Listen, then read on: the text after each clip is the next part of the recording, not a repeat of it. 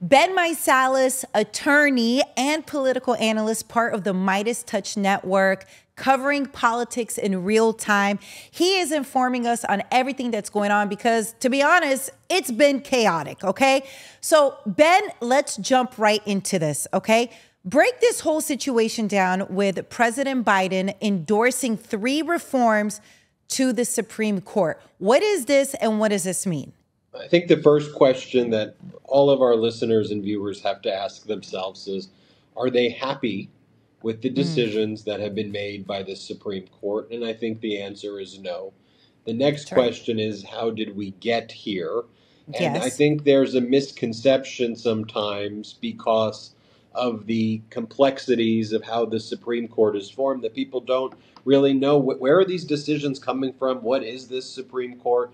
And sometimes I think I take it for granted, having gone to law school and studied this, that it's everybody must know and know. And also schools, middle schools, high schools, colleges aren't really teaching this. So the Supreme Court justices are appointed by the president, and they have to be confirmed by the Senate. It has to go through a 2-step process. Now, historically, that 2-step process was always viewed as the president would pick their choice, it goes to the Senate, they vote up or down, and then it moves on.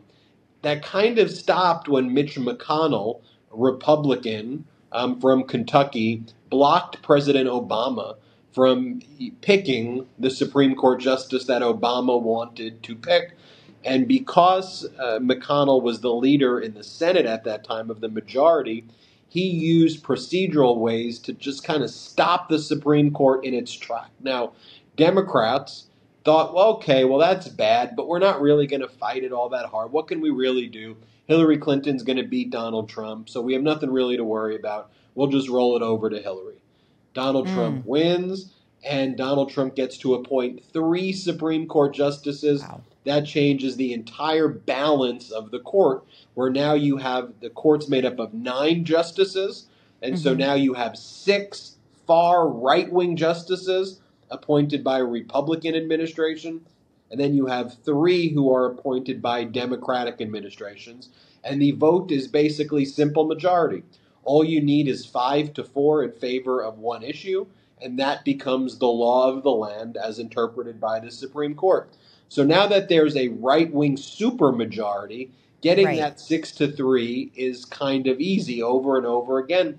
But here's the thing. What we know is that the Supreme Court is ruling against the will of the American people. Really, the Supreme Court's representing about 20% to 30% of the population's interest when it comes to things like climate, reproductive rights, gun control, wages, the ability of agencies to perform. I can go on through the issues. So what happens when you now have a Supreme Court based on Republican procedural maneuvers that really stop the will of the people from getting the justices that reflected what the electorate was? And so now we're getting all of these rulings that are incongruent with what the people really want. So I want to talk about that first before getting into the reforms, because I think people need to know these are 6-3 right-wing justices who are making these decisions. And the right wing is very happy with it because they're doing what the right wing said they want to do. Take away your voting rights, take away your reproductive rights, take away climate change protections, and allow guns to proliferate, throughout the country. So President Biden's like, look, enough's enough here. We should have term limits for Supreme Court justices. We should have a strong code of conduct, because there is no code of conduct that actually regulates the behavior of the Supreme Court. And also what President Biden's saying is there should be no absolute immunity for the presidency. I shouldn't be above the law. Donald Trump asked his right-wing Supreme Court that he could be treated above the law, and that essentially the presidency is like a dictatorship. And the Supreme Court ruled that for official acts and for which there should be a broad presumption given to it, and for core constitutional functions, presidents and people who are former presidents for their time in office should get full immunity. Trump argued to the Supreme Court, this was an exact argument, not me exaggerating. Trump's lawyers were asked by a Supreme Court justice, one of the liberal justices, although I hate the terms liberal and conservative because I don't think these right-wing justices are even conservative. I think they're out so far they're something different. But the liberal justice, Justice Kagan, asked Trump's lawyers, so do you believe that Trump could order SEAL Team 6 or the military to kill his political opponent? And because making orders to the military is an official act or a core constitutional function, he could get immunity for that. Trump's lawyer said yes, Donald Trump should get immunity for that. And Donald Trump won on that issue. So Biden's saying that shouldn't exist. My power should be curtailed. There shouldn't be a presidency that has absolute immunity. The justices shouldn't serve full, like, for the rest of their life. They have no term limits. So Biden's saying term limits. And they should have some code that guides their conduct the same way the rest of us do. Right. Do you think this will work, or what needs to happen for this to actually get implemented?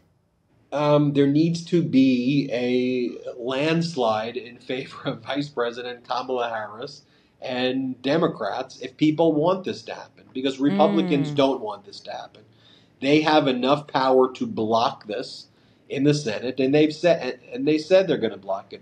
Republicans currently control the House of Representatives, so they can block this from becoming a law because it has to pass from two chambers. It's got to pass in the House, it's got to pass in the Senate, and then within the Senate they have weird procedural maneuvers where it needs a supermajority, basically to block a filibuster, as it's called. So if you really want this to happen, you have to vote. You have to vote in favor of the party that's trying to get this passed, which right now are Democrats. And look, I'm not trying to say this as a political issue so much as I'm just stating a fact that it is Right. the Republican Party that wants to block this proposal, and Democrats want to introduce it. So if you like this proposal, then you should vote one way. And if you don't like the proposal, vote the other way. But you should make that decision, at least with clear eyes, of who's on what side of it, and make the decision. Can you tell us about the hashtag JD Vance is weird? Okay, now, let's just reset. JD Vance was chosen to be Trump's running mate as vice president. So what is the backstory on this, Ben? And I'm so sorry that I'm a bit out of the loop, but that's why I'm speaking to you. This is what you do day in, day out. You're an attorney. You're a political analyst. You always help me out. What is this hashtag about? So JD Vance has changed his name 3 times. His name isn't actually JD Vance. And he's changed his personality 3 to 4 different times. So he grew up and he believed he was gay. And then his grandma said, you can't be gay. So then he took on this personality of a straight guy. Then he went on to, he grew up in Cincinnati, Ohio, in the suburbs. So then he went to Yale, and then he claimed that he wrote this book called The Hillbilly Elegy, where he claimed that he was actually a hillbilly, and even though he grew up in the suburbs of Cincinnati, and then used all these hillbilly tropes, but his whole thing was that he was his personality was the hillbilly who hated Donald Trump. So there's all these quotes of him saying, I don't like Donald Trump, Trump's America's Hitler, because he was the enlightened conservative hillbilly. That was going to be his path to election, to win. Then MAGA movement hits, and then he becomes a Trumper and changes his personality to be a full-fledged MAGA guy. So he changes his identity multiple times. So he's not really comfortable with who he is. And that's also lent itself to find these clips of him over time just saying, strange stuff and weird stuff, but in his most recent iteration, because he's cosplaying this, it's not actually who he is right now. So he's cosplaying this alpha bro, white dude who's trad wives, traditional families. And that's really not who he is. So it comes off extra weird. So he gives all of these statements about childless cat ladies. And his whole thing is if you're a childless cat lady, you're a threat to democracy. And the people who are harming America are women who don't want to have kids or who can't conceive. Like they're the ones who are bad for America. And again, it's horrific and misogynistic, but he's also cosplaying this whole weirdo, misogynistic personality, which is who he is now. Like, and then people seen that he's like Googled like dolphin ravishing women and she enjoys it. And he's like posted that, a few months ago. And so he does a lot of really weird things and he's awkward and strange. But what it's really highlighted is this whole MAGA movement of weirdness that we've been highlighting on the Midas Touch Network for a long time. Like we've been talking about, like, the people at Trump's events wear shirts that say, "I'm with the convicted felon." Like that's kind of weird for politics. They had Hulk Hogan, the old WWE wrestler, give the main speech at the Republican National Convention. And he ripped off his shirt and he's like, "The Hulkster." Like that's weird. That's weird behavior. At the Trump speeches, that a lot of his followers wear diapers because of the rumor that Donald Trump has to wear diapers. So they wear diapers in support of Donald. What? You can fact check this on Snopes. It's really weird. When Donald Trump gives speeches, he talks about like his imaginary friend Hannibal Lecter. Like that's kind of weird. He talks about getting electrocuted and eaten by sharks. Like, so people are focusing on like, what? This isn't even like a political position. Like these guys are just weirdos. And so that's the hashtag. Do you think he is helping or hurting Trump's chances? I think he's destroying Trump's chances. I think Trump's chances would have been destroyed anyway. But Trump could have picked Nikki Haley. He could have picked, an experienced governor. Like there were people Trump could have picked that would have at least been like, oh, that was the smart move. JD Vance is the worst possible pick Donald Trump could have made. But here's the thing. Trump's a bad decision maker, right? Trump's response to COVID was, like a miracle, it's going to go away, ignore it. And if we pretend it doesn't exist, then it doesn't exist. So he makes bad decisions. Before he was in politics, he bankrupted a lot of businesses because he makes bad decisions. And he's able to kind of create the fiction around him. So it doesn't shock me that he picked JD Vance, who's the worst possible decision for him. And what's the deal with the couch and JD Vance?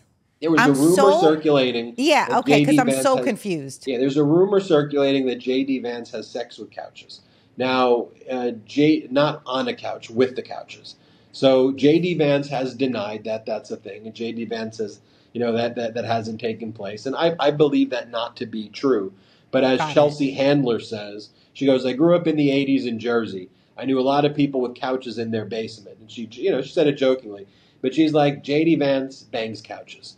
And, and she was saying it jokingly, but he's a weird guy, and he's invented so much personalities, and he's such a bully that I think that there is a catharsis of people being like, look, you're gonna attack these populations. Well, you bang couches. And it's actually impact. But he does weird things that are true. So regardless of the couch story, he does post about, dolphins and women. Like that's why are you posting? Why are you so fixated on women who don't have children? Like why is that even a thing that you are so fixated on and say that it's the cabal of cat ladies that are destroying America? Like that's weird stuff. I feel like he's gotten backlash from that. I would even think even from his base, from MAGA supporters, I feel like there's been decent amount of pushback on what he said, which I think is rare, right? Like, I don't think we've seen that from MAGA supporters where they push back. Yeah, I think the big mistake was lumping MAGA with conservative and acting like MAGA and conservative are the same thing. And then there's liberal. Like there's really, to me, kind of pro-normalcy, pro-democracy, and then there's MAGA. Now, within the conservative, like there are these Republicans who are like, where am I now? Like I don't like to vote for Democrats because I grew up not being a Democrat, and the Democrats are. But like this thing is weird. Like where do I land? So when you have a JD Vance do that, there are these kind of undecideds who just don't show up enthusiastically to vote for Trump. So you're right, it does move that group of people. Now there's a core group of people who believe in MAGA, who believe JFK is still alive and JFK Jr. is alive, and that Jackie O is still alive, and that they're the ones running the country. Like there's really weird views as you go down the core MAGA rabbit hole, where if you listen and study their podcasts and their entertainment, this is not unique to JD Vance. They've been talking about, they've been saying a lot of things about Taylor Swift over the years that, may have permeated into the pop culture zeitgeist. That you remember with all the Travis Kelce stuff, and like there was all this backlash from like MAGA. Oh, that's right. Yes. So that comes from single women not having kids. It's the same line of attack. And so it's rooted in that strain of misogyny that's been around in that MAGA movement for some time. But that's related. So when JD Vance was inventing this MAGA JD Vance, and not the gay child or not the straight hillbilly, but the MAGA alpha, he was like, okay, this is the stuff that we say to be MAGA alpha. And it's just like, what? It doesn't translate to everyone always talked about you run to your base for primaries and then you run to the middle for a general election, meaning like the country is usually in the center. But this Trump, they're going all to their base. So now the center's looking at it and going, what the hell are these people talking about? And that's just who they've always been. I appreciate you clearing up the whole couch situation and it being a rumor. And it just shows to you and your character of sharing the truth, which is part of what you do at Midas Touch, because it is rumor, it is misinformation, but you aren't scared to say that even though you don't agree with JD Vance at all. And I think that's really important to point that out, that even though you may not believe in what they believe, you're not on their side, you're still focused on sharing the truth. And I do think that's important. And I do think that shows integrity. Yeah, it doesn't, the thing that JD Vance invents all of these boogeymen to attack marginalized communities. And so it is kind of like, you're going to do this, we're going to do that, and you look like a guy who would bang couches.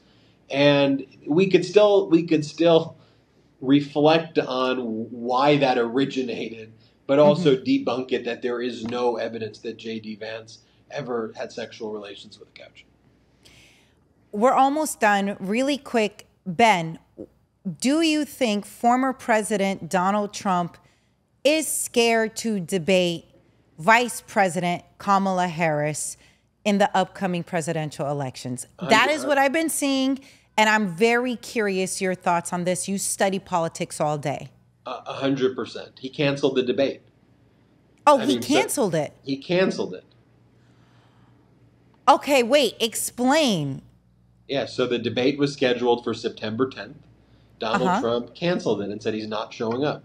And so Vice President Kamala Harris said, okay, well, I'm going to be there, and I'll debate an empty podium then. So if you're not going to show up, that's fine. I'll be there, and I'm going to. And when she gave the speech in Atlanta, Georgia, she's like, say it to my face. She's like, you're out there on Fox, and you're saying all these things about me. If you want to say it to my face, I'll be there at the debate. You can say it to my face. And so, he is. I didn't think that he was going to show up to the first Biden debate, but because Trump is a coward. But I think Trump made the calculation that the CNN moderators were not going to fact check him, and Biden wouldn't be a good debater, so just show up and do it. And I think he was at least reassured by that. And, and they didn't, the moderators from CNN didn't really stop Trump from lying the whole time. But, he's got, the ABC moderator was George Stephanopoulos. And George Stephanopoulos is not going to let Donald Trump get away with, crap. And so Trump backed out because, look, Trump supports the insurrectionists. He does his own song with them called the J6 Choir. I mean, the guy sings a song with the violent insurrectionists. And he talks about being a dictator. Trump says, I want to be a dictator on day one. So Stephanopoulos is going to ask him those questions, and Vice President Kamala Harris is a prosecutor. Donald Trump's a felon. So she's going to go out there. Like, this is literally her jam, prosecuting predators like this. So this is his biggest fear. If you look notoriously, um, prosecutors, female prosecutors, black female prosecutors, that's Trump's kryptonite. Look at New York Attorney General Letitia James. Look at Manhattan District Attorney Alvin Bragg. Look at Roberta Kaplan, female lawyer who represented E. Jean Carroll. That terrifies Donald Trump. And in this, it's the most perfect universal karma that Donald Trump could get his buddies on the Supreme Court to give him absolute immunity, but he can't escape a powerful black female prosecutor who is going to take him down. Like, if that's not karmic, I don't know what is. So can he completely opt out of all debates with Kamala Harris? Yeah, he could just say he's not going to show up, but she'll show Ever? up, and he doesn't have to show. He canceled the debate, so she can show up with an empty podium. The best Wow. example is, your viewers may remember, in Georgia, back in 2000, there was the debate between David Perdue, the Republican, and John Ossoff, the Democrat. And Perdue, he got the nickname Chicken Perdue because he didn't show up at the debate. And Ossoff debated an empty podium. So the moderators would ask the question to Ossoff, and Ossoff would then look at the empty podium and he would make a comment. He would go, well, it's clear to us that David Perdue's too afraid to answer that question, but I'll answer the question. And then that's how every question was dealt with. Oh my goodness. Do you think that might happen this time around? Yeah, Ben? I think it's going to happen, yeah.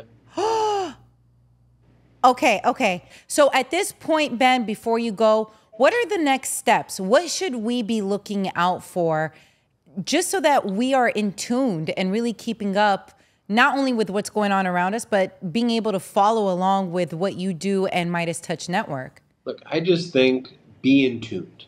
That's the first step. And follow this. And even ultimately, if you don't agree with everything that we say, or even a lot of what we say, I think you'll come away watching the Midas Touch Network believing that we put a lot of effort into getting at the data and doing our best to convey the data, and then we can have an opinion. So you may disagree with this, you may strongly disagree with that, but it is important to know who's trying to take away your rights, who's fighting for your rights, where are these problems coming from, and then sometimes you may have to make decisions where you can go, well, I really strongly disagree with this, and this, but I do know that I could petition the government and work through processes, and I feel that these are thoughtful people. And ultimately, on these other side, one, I'm listening to what they're saying, but two, what they're trying to sell me sneakers, and they're trying to sell, like, what are they even like? They're treating this discussion with a with a level of lack of seriousness that speaks to another agenda that's at play. And are they trying to just say anything and everything? Is there a policy behind it? And I think you have to explore those things and just be inquisitive. Ultimately, where I land in my politics is, here are my values and my principles. Who meets it the most? Someone like Kamala Harris, who meets that. And right now, for me, it's the Democratic Party that meets that. But ultimately, if the Democratic Party woke up tomorrow and started taking away women's reproductive rights, blocking IVF, blocking contraception, spreading guns on the streets like AR-15s and weapons of war, ignoring the climate, I'm not sheepishly loyal to a party because they are a party. these values align there for me, and that's why I'm like, okay, I agree here, I disagree there. And on the other hand, climate's important to me. The fact that Republicans right now are saying that it doesn't exist, that's like almost in and of itself a deal breaker to me. Gun control is important to me. I believe in the Second Amendment. I believe in the right to bear arms, but I just don't believe that people should have weapons of war without going through a process and having common sense stuff. Like the military needs a process. Why are civilians? So the Republican policy on guns in and of itself to me is like a deal breaker. Them taking away women's reproductive rights and these men making the decisions that women and their doctors need to be making. That's a real deal breaker. IVF, contraception, that they want to block and ban. That's a real problem with me. That's right. Blocking LGBTQ rights. That's a real problem to me. So I don't view this tribally like, oh, this is my team, screw that team. I really view it as, here are the issues. How are they impacting me, my community, my country, and this world? Again, please stay up to date with what's going on. We are so thankful and honored that you are able to give us some time. Ben Meiselas, attorney, political analyst who knows what he's talking about. But more importantly, you give us the data, you give us the real information that we need to know. And it's really up to everybody to make their own decision. Yeah, you might not like, you might share an opinion, but Ben, you do a really good job making it clear that you're sharing an opinion based on something factual. Like, you don't sway people. I know the times that I've watched Midas Touch Network, you do a really good job sharing the data, the evidence, what is actually happening, and then you share your opinion on it. And I think that's so important because you actually have faith in humans. A lot of times when I don't, and I've tapped out, like, you actually have faith in humans that they'll do the right thing as long as they have the correct information, that they have access to the truth, that they have the real data. And I think that's amazing. And you guys do a really good job on Midas Touch Network, sharing the truth, the data.